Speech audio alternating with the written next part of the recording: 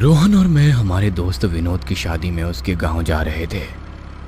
उसका गांव काफी दूर था, लगभग 7 घंटे का सफर था। ऑफिस में ज्यादा काम के चलते हम दोनों ही निकलने में देर हो गए थे। जब हम रास्ते पर निकले तो रात का वक्त था, बस कुछ गाड़ियों का ही आना जाना था। गुस्से और थकावट के बीच मैंने रोहन से कहा, क्या यार, इतना काम था कि अब रात को सफर करना पड़ रहा है। रोहन हंसते हुए कहता है, चल कोई नहीं, रात का सफर और भी ज्यादा मजेदार होगा। बस ध्यान रखना, इस रास्ते पर बहुत कहानियां सुनी है। हम दोनों की बातें चल रही थी और धीरे धीरे हम सफर पर आगे बढ़ते जा रहे थे। अब रात के लगभग 10 बज रहे थे। रात का सन्नाटा जैसे गहरा चुका था। गाड़ी के अंदर पुराने गाने हल्की आवाज में गूंज रहे थे और रोहन की आंखें धीरे धीरे बंद होती जा रही थी। बीच बीच में रेडियो बंद होने लगा तो मैंने परेशान होकर रेडियो बंद कर दिया और सब कुछ अचानक चुप हो गया। गांव जाने का रास्ता कच्चा और सुनसान था, वहां कोई जाता भी नहीं दिख रहा था।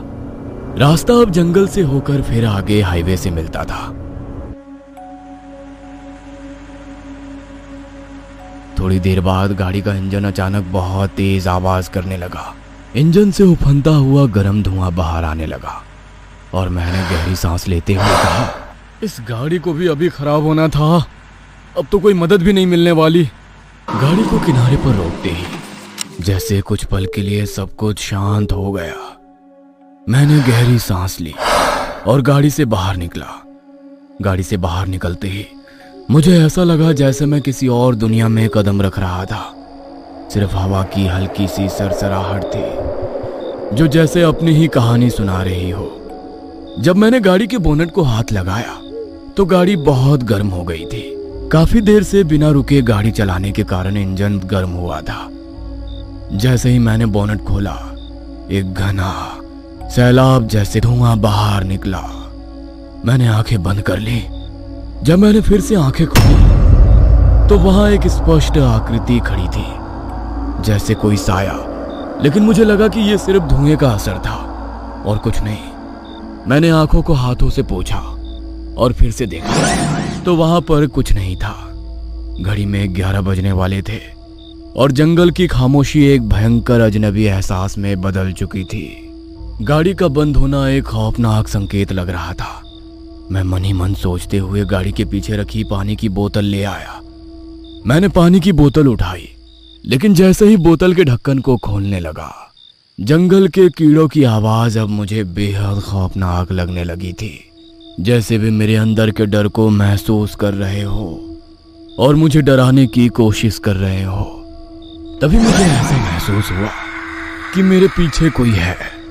मेरे कानों में एक हल्की सी फुसफुसाहट आई। मेरी सांसें रुक सी गई। मैं धीरे से पीछे पलटा। वहां कुछ कदमों की दूरी पर एक आकृति खड़ी थी। वो बिल्कुल खामोश सी दिख रही थी। जैसे ही मैंने गौर से देखने की कोशिश की, वो आकृति अचानक से गायब हो गई। वो सब देखने के बाद ठंडी हवा के बावजूद मेरा पूरा शरीर पसीने से भीग चुका था। डर के मारे मेरी उंगलियां कांप रही थी। मैंने पानी की बोतल को फेंक दिया और गाड़ी का बोनट बंद करके गाड़ी में लौट कर बैठा। मेरी घबराहट और बढ़ गई। गाड़ी के अंदर सन्नाटा था, सिवाय मेरे तेज धड़कनों के। रोहन की तरफ देखा तो वो बिल्कुल चुपचाप सो रहा था। मेरी आंखों में डर था, लेकिन मैं किसी को आवाज नहीं दे पा रहा था। गहरी सांस लेकर मैंने चाबी घुमाई। गाड़ी के इंजन की आवाज सुनकर मुझे थोड़ी राहत मिली। गाड़ी को मैं उस रात के अंधेरे को चीरते हुए वहां से निकला।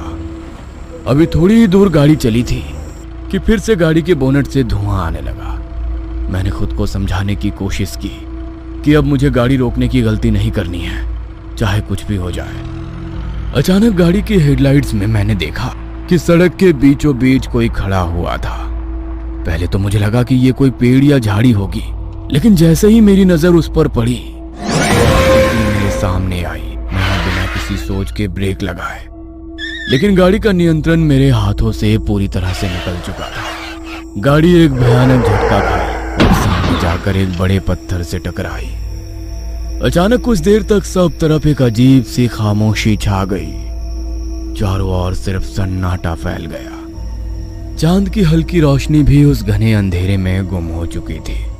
धुआं और अंधेरे के बीच मुझे कुछ देर बाद होश आया। घबराहट में मैंने रोहन की तरफ देखा, जो अभी भी सीट पर पड़ा था।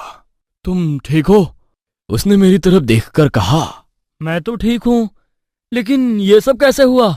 मैं सुन्न होकर उसकी तरफ देख रहा था, लेकिन कुछ भी महसूस नहीं कर पा रहा था। मेरा दिमाग पूरी तरह से अंधेरे में खो चुका था, जैसे मैं किसी भयानक ख्वाब में फंसा हुआ था।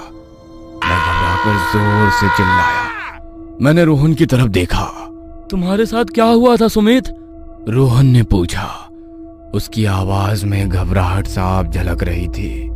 मुझे नहीं पता, लेकिन मैं कुछ अजीब सा महसूस कर रहा था, और अचानक जैसे मुझे लगा कोई हमारी गाड़ी के आगे आया। कौन था? मुझे नहीं पता। रोहन ने मेरी बात सुनकर थोड़ा पीछे हटते हुए कहा। मुझे भी कुछ अजीब सा महसूस हो रहा था। यहाँ इस रास्ते के बारे में बहुत कहानियां सुनी है मैंने।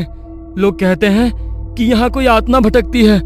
जो भी इस रास्ते से गुजरता है उसे अजीब सी चीजें दिखती हैं। उसकी सारी बातें सुनकर मेरे रोंगटे खड़े हो गए। हमें यहाँ से जल्दी निकलना चाहिए, मैंने कहा। उसने अपना मोबाइल निकाला और कहा, मैं विनोद को कॉल करता हूँ, शायद वो हमारी कोई मदद कर पाए। रोहन ने मोबाइल में देखा तो उसमें नेटवर्क ही नहीं था। मैंने कांपती हुई आवाज में पूछा, क्या हुआ? यहाँ पर नेटवर्क ही नहीं है, अब क्या करें? अचानक से उसके मोबाइल की रिंग बजने लगी। हम दोनों एक दूसरे को देखने लगे। दोनों के मन में एक ही सवाल था कि जब मोबाइल में नेटवर्क ही नहीं था तो मोबाइल की रिंग कैसे बज रही थी। उसने मोबाइल में देखा तो उसमें से बहुत तेज रोशनी निकली और मोबाइल अचानक बंद हो गया। थोड़ी देर बाद मुझे किसी के गुर्राने की आवाज आने लगी। रोहन अभी भी उस बंद पड़े हुए मोबाइल की तरफ देख रहा था। मैंने कहा, रोहन, तुझे कोई आवाज सुनाई दे रही है? आवाज अब तेज होने लगी थी। तभी उसने धीरे से मेरी तरफ देखा। जब मैंने उसे देखा तो मेरे हाथ पैर कांपने लगे। आप सोच भी नहीं सकते, उसकी आंखें सफेद पड़ गई थी और वो मेरी तरफ गुस्से से देख रहा था, मानो कोई शापित आत्मा ने उसके शरीर पर कब्जा कर लिया हो। देखते ही देखते उसका चेहरा बहुत ही भयानक हो गया था। रोहन अब पूरी तरह से बदल गया था। मैंने उसे आवाज लगाई, लेकिन कोई फायदा नहीं हुआ। तभी अचानक रोहन मेरे ऊपर झुक गया और उसने अपने लंबे नाखून से मेरे चेहरे के ऊपर हमला किया और मेरी छाती पर बैठकर कुछ बड़बड़ाने लगा। मैं अपनी जान बचाने के लिए इधर उधर कुछ ढूंढने लगा। तभी मेरे हाथों में एक पत्थर लगा। मैंने बिना देरी किए पत्थर उठाया और जोर से उसके सिर पर मारा, लेकिन उसे कुछ भी नहीं हुआ। तो मैंने 2-3 बार फिर से उसके सिर पर जोरदार वार किए। वह बाजू में जाकर गिर गया। मैं वहां से गाड़ी की तरफ भागा और वो भी मेरे पीछे पीछे भागने लगा। गाड़ी के अंदर बैठते ही मैंने जल्दी से दरवाजा लॉक किया। मेरी सांसें तेज चल रही थी और दिल इतनी जोर से धड़क रहा था कि मुझे अपने सीने से उसकी आवाज सुनाई दे रही थी।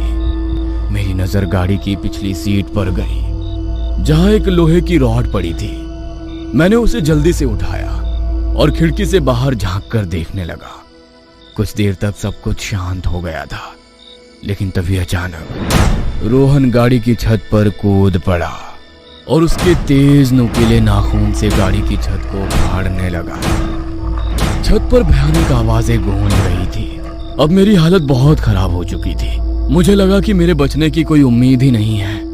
मैं डर और घबराहट से कांपने लगा और मन ही मन बस भगवान से दुआ करने लगा, हे भगवान, मुझे बचा लो, मुझे बचा लो।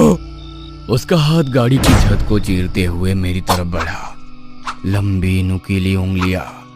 मेरा डर अब बेकाबू हो चुका था। मैंने बिना एक पल सोचे गाड़ी का दरवाजा खोला और बाहर कूद गया। पीछे मुड़कर देखा तो रोहन मुझ पर गुर्राने लगा। मैंने बिना देरी किए भागना शुरू कर दिया। उस काली रात के अंधेरे में मुझे नहीं पता था कि मैं कहाँ जा रहा हूँ। भागते भागते मैं वहां से काफी दूर आ गया। तभी मेरा पैर किसी चीज से टकराया और मैं नीचे गिर गया। मैंने खुद को संभालते हुए पीछे मुड़कर देखा, वो वहीं खड़ा था, बिल्कुल मेरे पीछे, जैसे कोई साया। उसकी आंखों में एक खौफनाक चमक थी और उसकी मुस्कान में शैतानियत का रंग था। उसने एक हाथ से मेरी गर्दन को कसकर पकड़ लिया और मुझे ऊपर उठा लिया। मेरी सांस अटकने लगी और मैं पूरी तरह से उसके शिकंजे में फंसा हुआ महसूस कर रहा था। मैंने पूरी ताकत लगाकर रॉड को उठाया और उसे जोर से उसकी खोपड़ी पर मारा। वो छटपटाते हुए नीचे गिर गया। गुस्से और डर से मुझे होश नहीं था। मैंने उसके सिर पर बार बार हमला किया। अगर आप इस स्थिति में होते तो आप क्या करते? मेरा मन कर रहा था कि मैं उसे पूरी तरह से खत्म कर दूं। जैसे ही मैंने उसके सिर पर एक और जोरदार वार किया, मुझे लगा कि शायद अब वो और नहीं उठेगा। उसका चेहरा असहनीय तरीके से विकृत हो चुका था। कुछ देर बाद न जाने कैसे मैं बेहोश हो गया और जमीन पर गिर पड़ा। जब मेरी आंख खुली तो सिर भारी था और शरीर में अजीब सी थकान महसूस हो रही थी। धीरे धीरे मैंने महसूस किया कि मैं एक बिस्तर पर लेटा हुआ हूं। मैंने इधर उधर देखा तो महसूस हुआ कि मैं किसी अस्पताल के कमरे में हूं। एक नर्स मेरे पास खड़ी थी। उसने देखा कि मैं होश में आ गया हूं तो जल्दी से बाहर चली गई। कुछ ही देर में एक डॉक्टर और एक पुलिस अफसर अंदर आए। पुलिस अफसर ने मेरे पास आकर पूछा, कैसा लग रहा है तुम्हें? मैंने खुद को संभालते हुए कहा, मैं यहां कैसे पहुंचा और रोहन कहाँ है? डॉक्टर ने मेरी हालत देखकर थोड़ा रुककर कहा, देखो, एक हफ्ते के बाद तुम होश में आए हो। कुछ लोगों ने तुम्हारी गाड़ी को जंगल के रास्ते पर लावारिस खड़े देखकर पुलिस को खबर दी थी। जब पुलिस वहां पहुंची तो तुम्हें जमीन पर बेहोश पाया। मुझे याद आने लगा कि क्या हुआ था। रोहन का भयानक चेहरा, उसका हमला, और मैं लगातार उसे रॉड से मारता रहा। मैंने घबरा कर कहा, लेकिन रोहन कहाँ है? वो मेरे साथ था, उसने मुझ पर हमला किया था। पुलिस अफसर ने हैरानी से मेरी तरफ देखा और कहा, हमने सारा जंगल छान मारा, लेकिन तुम्हारे अलावा हमें कोई और नहीं मिला, और तुम्हारी गाड़ी भी सही सलामत थी।